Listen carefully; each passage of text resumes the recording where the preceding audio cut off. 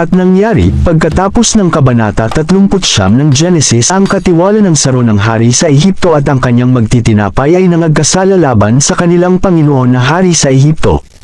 At naginit si Faraon laban sa kanyang dalawang tagapamahala, sa puno ng mga katiwala ng saro at sa puno ng mga magtitinapay. At pinagpipiit sa bilangguan, sa bahay ng kapitan ng bantay, sa bilangguang kinabibilangguan ni Jose. At ibinigay ng kapitan ng bantay kay Jose ang pamamahala sa kanila at pinaglingkuran niya sila, at sila'y natirang kaunting panahon sa bilangguan.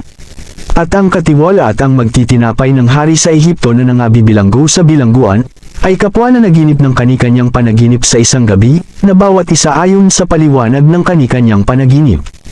At pinaroonan sila ni Jose sa kinaumagahan, at sila'y tiningnan, at narito, sila'y mapangalaw.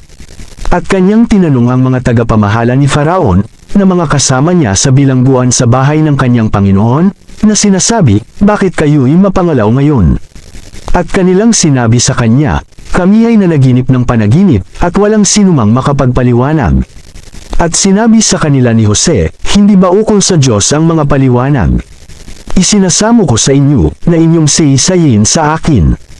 At sinaysay ng puno ng mga katiwala ng saro kay Jose ang kanyang panaginip, at nagsabi sa kanya, sa aking panaginip, narito, ang isang puno ng ubas ay nasa harap ko.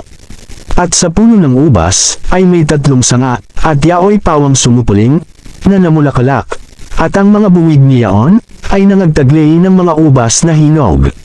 At ang saro ni Faraon ay nasa aking kamay, at kumuha ako ng mga ubas at aking pinagpipigas sa saro ni Faraon, at ibinigay ko ang saro sa kamay ni Faraon.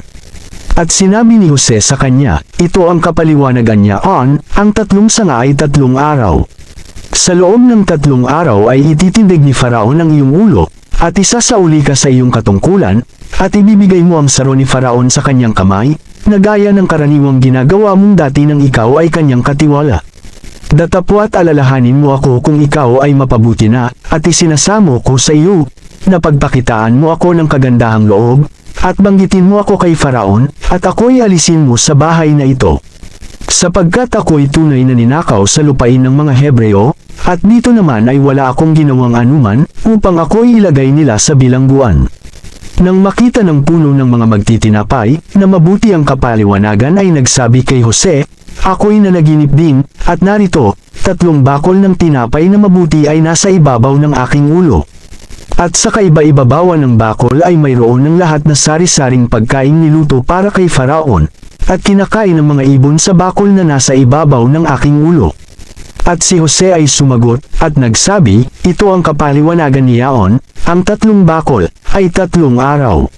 Sa loob ng 3 pang araw ay itataas ni Faraon ang iyong ulo, at ibibitin ka sa isang punong kahoy, at kakanin ng mga ibon ang iyong laman.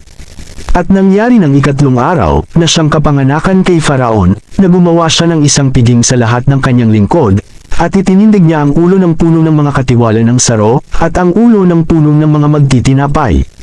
At ibinalik niya ang puno ng mga katiwala ng saro sa kanyang pagkakatiwala ng saro, at ibinigay niya ang saro sa kamay ni Faraon. Datapwat ang puno ng mga magtitinapay, ay ibinitin sa isang puno ng kahoy, gaya ng ipinaliwanag sa kanila ni Jose. Gayon may hindi na naalaala si Jose ng puno ng mga katiwala ng saro, kundi nalimutan siya.